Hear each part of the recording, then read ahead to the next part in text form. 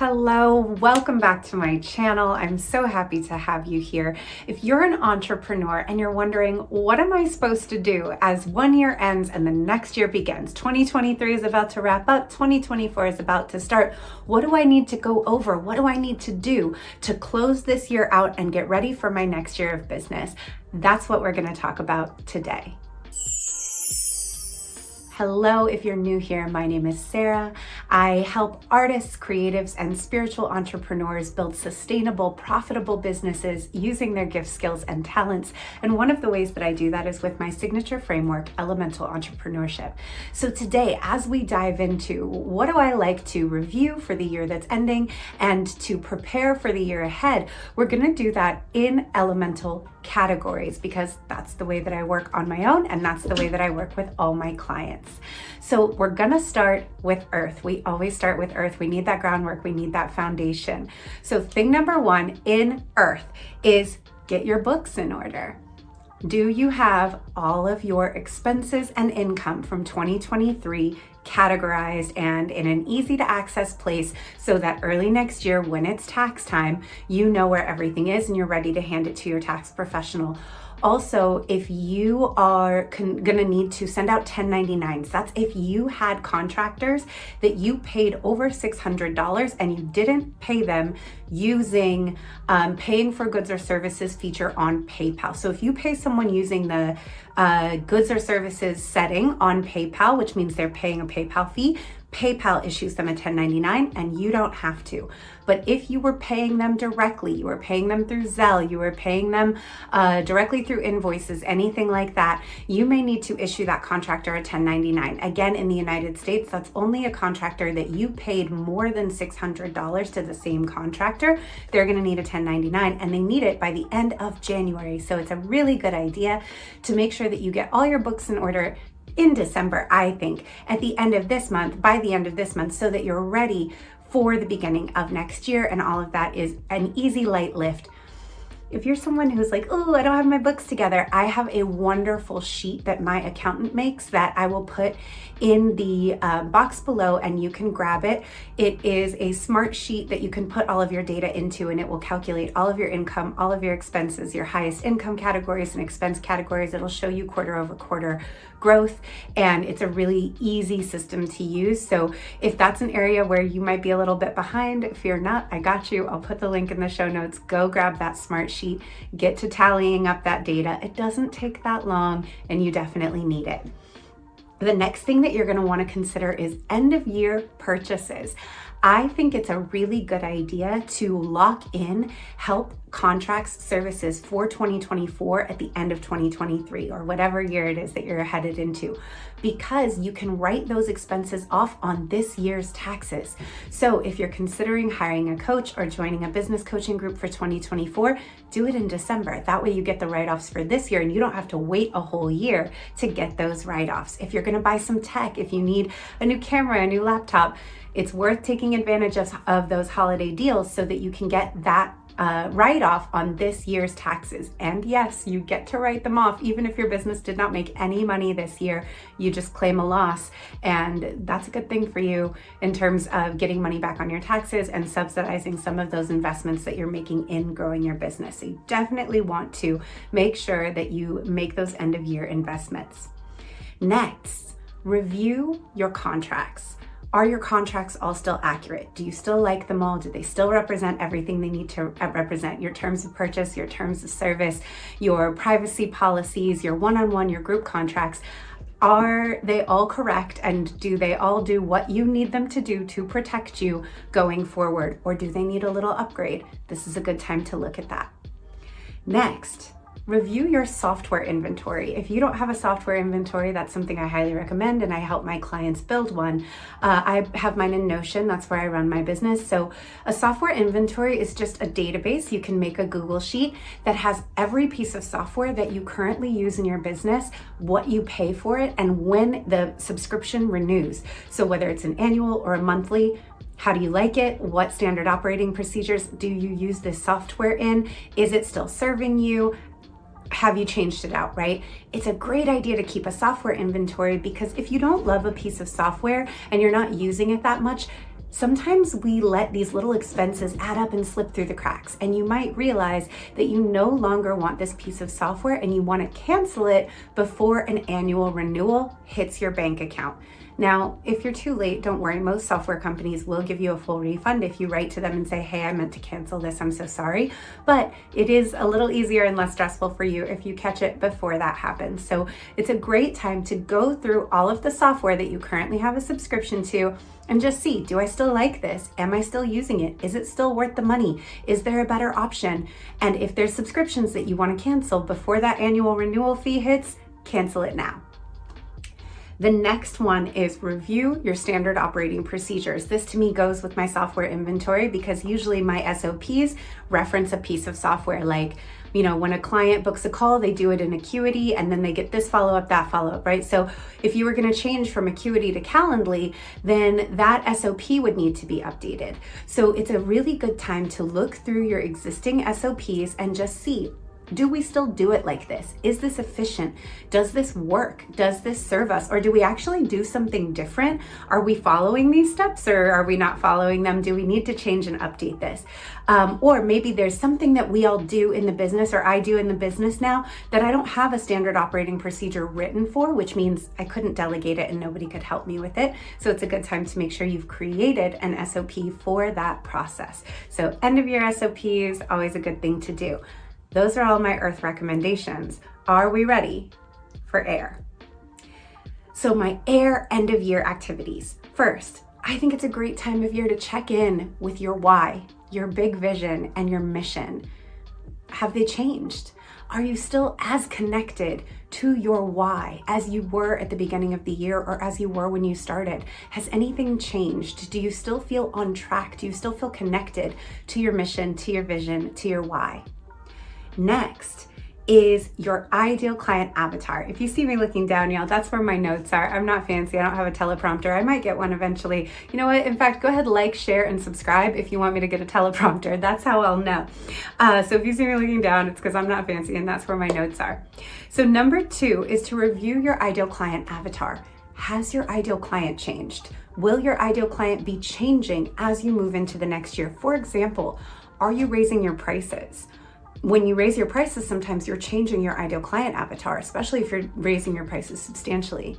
Another thing to consider is, when I started, I thought I was targeting a more entry level or beginning level client. And now I realize my product's actually better suited to a more established client. So I need to change my ideal client. That's Rosie. She's my chief NAP officer here at Intuitive Edge Coaching, and she's probably going to either cause a little trouble or lay down in a basket. We'll find out together which one. So the next is set your stretch goals for the year ahead. Something a little bit scary, a little bit big, something that makes your tummy do a little leap is a great stretch goal. So thinking about what you want to do and then maybe just push that just a little bit and see if you can take it a little bit farther. It should be just a little tingly, just a little bit scary. That's a great stretch goal for you to have. After your stretch goal, you want to check your messaging pillars. If you've updated your why, if you've updated your vision, if you're changing anything about your mission, if you're changing anything about your ideal client, if you're changing anything about what your company is doing in 2024, then you're going to want to update your messaging pillars to reflect those changes. So you might need to do a little message pillar upgrade and update as you are moving into the year ahead. Those are our air tasks. Now we're moving into fire. So fire review is fun. It's a great time to review your offer suite. Is anything going to be retired? Are there any services or products you're not going to offer in the year ahead? And if so, it's a great time to have a little inventory sale and sell them off one last time. Get a little cash influx there. So is anything retiring? Do any of your products need a makeover? Are there videos and courses that you made that need to be re-recorded? Are there things that need new packaging, right? How do I feel about my offers? Does anything need to go? And does anything need an upgrade? Next is your 2024 sales plan. Do Do you have one? If you don't, you should definitely make one now. But if you do, it's a great time to just take a look at it, review it. How do I feel about it? Do I still feel inspired about it? Do I still feel excited about it? I just reviewed my offer suite and realized I'm going to retire something. That's going to change my sales plan. This is a good time to just touch base with next year's sales plan and make sure that it still feels exciting to you. And of course, connected to that, the next one is to look at your launch calendar.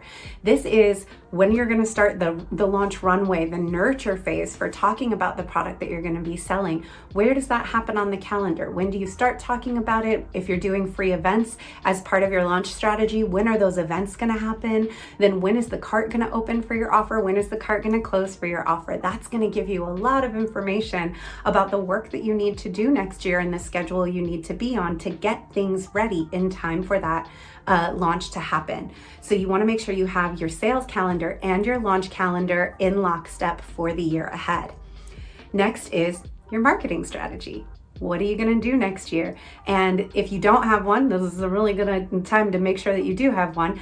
But if you do have one, again, it's just a good time to take a look at it, make sure you understand it, make sure you feel good about it, make sure you're excited about it, make sure you feel clear on it, that you understand how your overall marketing strategy for the year connects to your products, your sales, and your launches.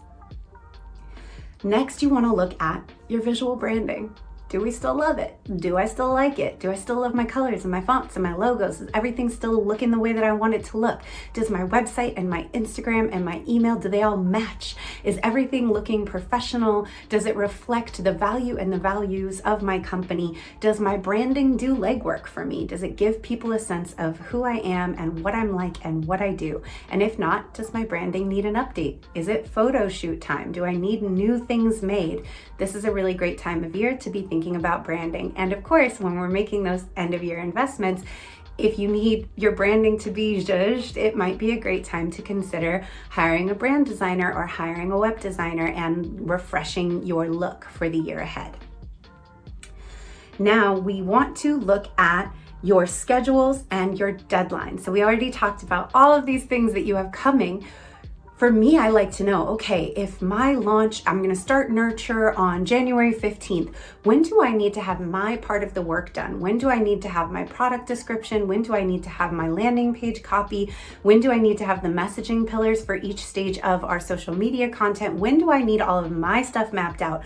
When do I need to get photos and copy to my designer so that they can get the landing page back to me, right? The more we can reverse engineer when things need to be done, the easier it is for us to plan our work so that we can work our plan so that we never find ourselves stressed and scrambling at the last minute or late and delayed trying to get everything done, because we were able to work backwards from the deadline and figure out when we needed to start so that we could get everything done on time.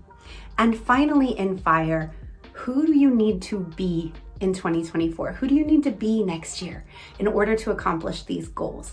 Thinking about this in terms of identity, who do I need to be in order to do this work so that I can have the results that I want to have? Always looking at be, do, have, rather than have, do, be. We never want to think, if I just had these results, then I would do different things and then I would be the kind of person who's successful.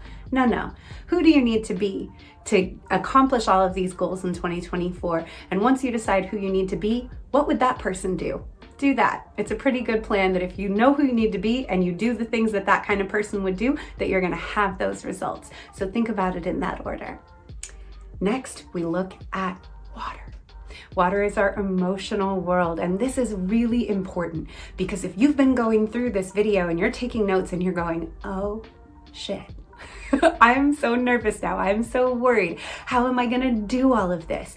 I want you to pay careful attention to the oops, to the oh shit, to the how am I going to do that comes up as you consider your 2024 plans, as you consider your stretch goals, all of the places that you feel nervous and scared and under-resourced. Those are the things you want to pay attention to because those are a blueprint, an exact map an invitation to the work that you need to do, to the emotional support that you need to get in order to be the kind of person you need to be, to do the activities that you need to do, to have the results that you want to have. We cannot skip that personal development work. We cannot skip emotion and our emotions. One thing that you're going to hear me say all the time is a strategy is only as good as the nervous system of the body that has to execute the strategy.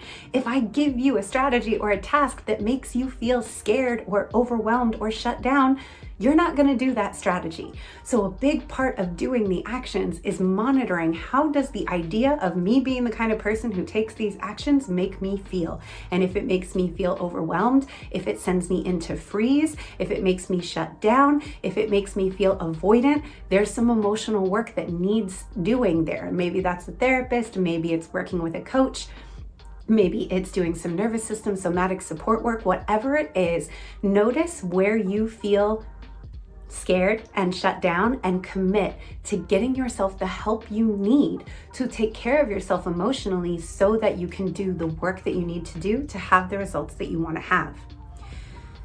Another thing is to consider what emotions caused you the most setbacks in 2023, and what emotional habits caused you the most setbacks in 2023. Maybe it's a lack of boundaries, maybe it is overwhelm and avoidance, but whatever it is for you, it's really important for you to take an honest look and do an honest emotional inventory at what were the emotional situations that caused me the most slowdowns, essentially cost me the most money last year, and how am I committed to getting myself emotional support so that that does not happen in the year ahead? How am I committed to changing that? How would I rather feel? How would I rather show up? How would I rather be? How would I rather experience the world?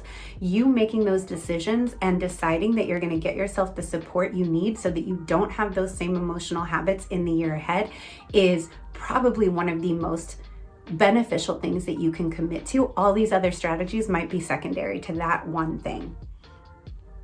Next would be, what situations happened last year that caused you to notice your own growth and your own increased capacity? This is a celebration moment. Sometimes, a client just had this with me today. Sometimes we have moments where we notice that we're in a situation and we're like, oh, a month ago, a year ago, 6 weeks ago, at a certain period in the past, if this had happened, I would have freaked out. But now it's happening and I feel okay. We want to take a moment to notice our growth, to notice our expansion, to notice our increased capacity and our increased confidence as business owners. So take a look at things that may have happened this year where you want to just give yourself credit for how far you've come and be able to say, you know, there was a time that that situation really would have bummed me out or really would have taken me out of the game, and this time it didn't, and I deserve credit for that, because not all of the wins in business are financial. Some of the wins in business have to do with how we're growing as a person in business, and you deserve to recognize yourself for that and be celebrated for that. So next is, who are the friends, coaches, mentors, therapists, practitioners, support systems that I'm going to have in place for 2024 to help me reach my goals? Me and one of my friends call this our EMT, our excellent management team. Who's going to be on your excellence management team next year? And can you get those people committed, on deck and on board? Who's going to be your mastermind group? Who are you going to work with to make sure that all of the goals that you have for yourself that you reach next year? Nobody does it alone. So make sure you're really clear on who are my, in case of emergency, break glass contacts for next year, and just check in with them and make sure if they're friends, like, hey, are you on board to do this with me next year? Next year, if I need you, can I call you? Are you on my team? Maybe it's a trade, maybe it's co-working. If you're going to enroll yourself in a business coaching group or hire a business coach for next year, this is a really good time to do it. Again, making those end of year investments. So this is a great time to make sure that you're not walking into next year alone. You know exactly who's going to be there to support you and exactly what the things are, both in your business and in yourself, that you want to work on. And finally, we come to spirit. So one thing that I always think is really important is doing a ritual to close the year, to celebrate everything that happened, the wins and the losses, the beautiful things and the hard things. Do a little ritual to thank myself, thank my business, thank all my clients, thank the spirit of my business itself for this year of growth and collaboration, of challenge, of being in business. What a beautiful thing. So doing a ritual to just close that out, say thank you, and then a road opening ritual to welcome whatever lies ahead and all of the growth, all of the expansion that we're so excited to step into for the year ahead. We want wide open roads. We want clear pathways. So we want to open all of that up. And I love doing a little year-end ritual and an open road ritual for the year ahead. I also always think that the end of the year is a great time to review your spiritual hygiene. So if this is something that you believe in, I think it's really important to consider, especially if you do business on the internet and you just open yourself up to lots of eyeballs. Sometimes we're opening ourselves up to what I might call like unintentional evil eye, right? People who are just negative or catty or jealous or don't like to see us succeed, any type of negative energy. They may not even really be actively kind of directing it at us. We may just kind of pick up ambient yuck. That's what I'm going to call it, ambient yuck. And so making sure that we have good spiritual hygiene. I do cleanses and protections on my phone itself.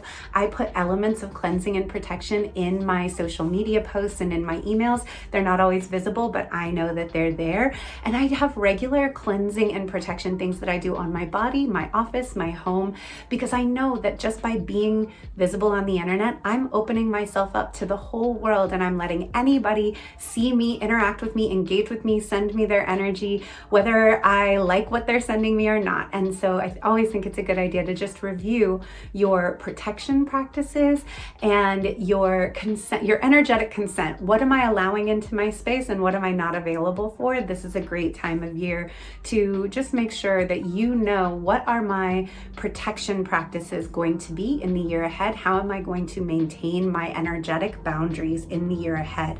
How am I going to cleanse myself from energy that I'm picking up on the internet, or as I do business, as I engage with clients? How am I going to cleanse myself of that regularly so that nothing yucky is like sticking to me and weighing me down and bogging me down with anything that I didn't decide that I wanted to carry?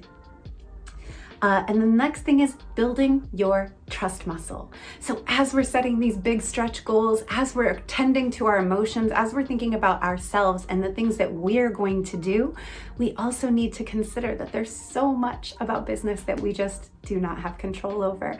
There's so much about business that is not our part. There's so much about business that relies on other people taking certain actions and our faith that other people are going to see our offers, see our messaging, see our work and say, yes, I want to work with you, and that they're going to come. That requires faith.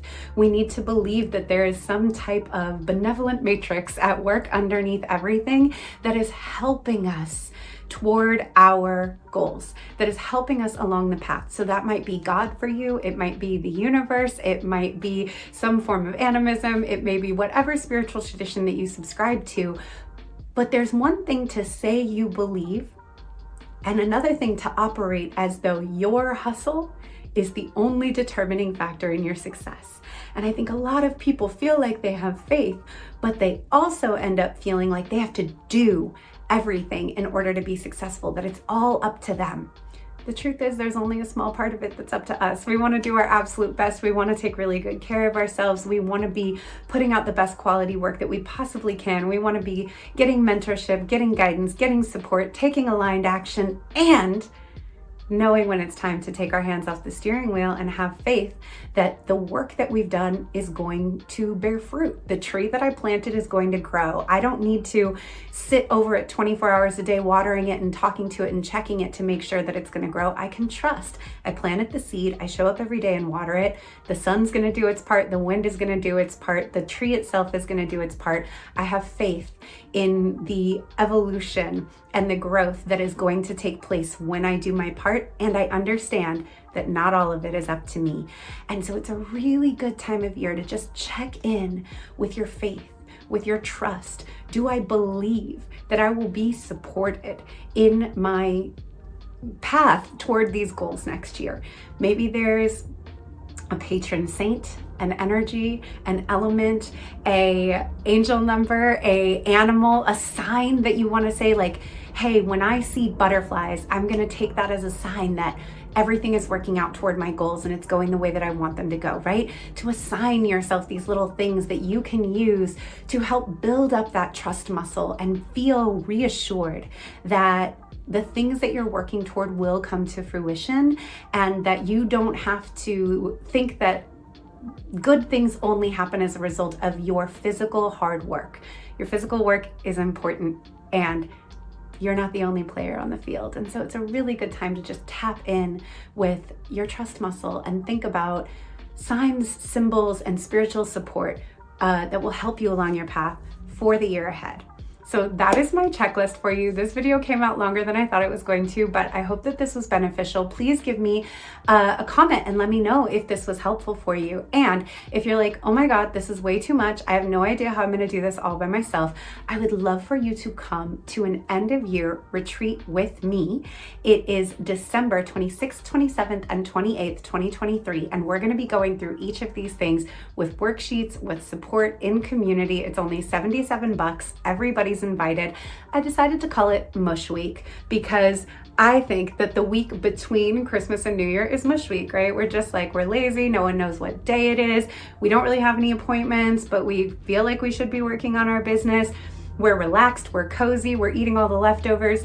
This is a great time to do this type of review work. So we're gonna be doing it all together. There will be replays available. Like I said, 3 days, 3 hours a day. We're gonna go deep into all of this. I'm gonna give you worksheets and templates and support for all of it. You can ask me all the business coaching questions that you have, and I will put the links for that in the show notes.